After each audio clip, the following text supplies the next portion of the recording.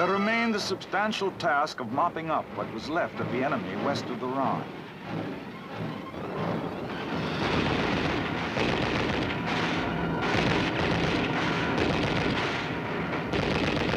And accepting his surrender in the droves that began to appear.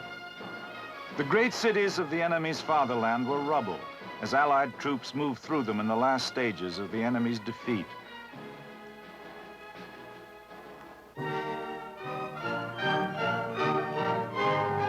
Both commander and GI were able to find the exultation that comes when victory is close.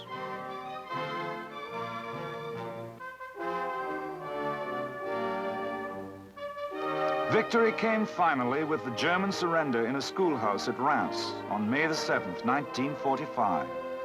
The return to peace was signaled by the Supreme Commander. I have the proud privilege of speaking for a victorious army of almost 5 million fighting men. They and the women who have so ably assisted them constitute the Allied expeditionary forces that have liberated Western Europe. They have captured or destroyed enemy armies totaling more than their own strength. Merely to name my principal subordinates in the Canadian, French, American, and British forces is to present a picture of the utmost in efficiency, skill, loyalty, and devotion to duty. The United Nations will gratefully remember Tedder, Montgomery, Spaatz, Bradley, DeLotte, Creer, and many others. But all these agree with me in the selection of the truly heroic figure of this war. He is G.I. Joe and his counterpart in the air, the Navy, and the merchant marine of every one of the United Nations. He has braved the dangers of U-boat infested seas. He has surmounted charges into desperately defended beaches. He has fought his tedious, patient way through the ultimate in fortified zones. He has endured cold, hunger, fatigue. His companion has been danger. Death has dogged his footsteps. He and his platoon commanders have given us an example of loyalty, devotion to duty, and indomitable courage that will live in our hearts as long as we admire those qualities in men. And now the long and happy road home. For Dwight Eisenhower, that road was paved with the cheers of the people of the Allied countries. In his own homeland, a hero's welcome awaited him. America's greeting for a favorite son. Here, the story of Dwight D. Eisenhower might well have ended, on this note of triumphant acclaim for a job so splendidly done. But America had other tasks waiting for its favorite soldier.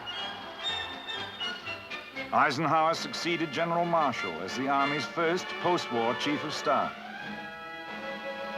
He expressed the belief that one of the greatest pillars of world peace is a strong United States. He visited troops stationed in various parts of the world to show America's growing sense of global responsibility. We must remain, he said, the first champions of those who seek to lead their own lives in peace with their neighbors. Finally, on February the 7th, 1948, the general from Abilene, after 36 years of service to his country, left active military assignment.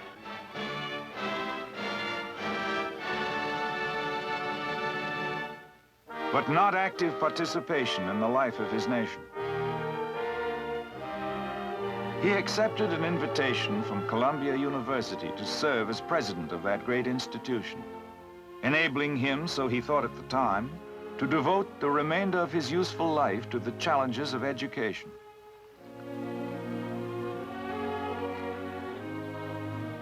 But events of the post-war world dictated otherwise. The urgent necessity for unity in the free world brought into being the North Atlantic Treaty Organization. And it was evident that only one man could make that vital and complicated organization work from the outset, Dwight D. Eisenhower. At the end of 1950, he answered his country's call once more And once more he was on European soil to assume supreme command of the land, the sea, and the air forces of a grand defensive alliance. Against the new threat rising from the Soviets, who had once been his nation's ally, he had to create in the war-weary European soul the will to defend itself, so that freedom so dearly bought would not be lost. For more than a year, he labored diligently at his task of coalition. When he turned over the reins of command to General Matthew Ridgway, the structure of military unity among free nations, on which rested the hope for continued peace, was established.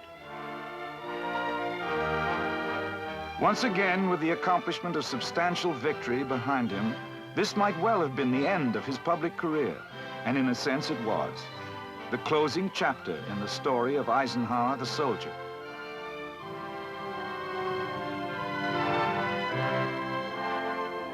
History is recording today the story of Eisenhower the statesman. The stories may be separate, but soldier and statesman, they are the same man, Dwight D. Eisenhower, citizen of the United States, spokesman for and symbol of the free world. And son of Abilene. As rich a study as this nation has produced of the capacity for greatness which lies at its grassroots.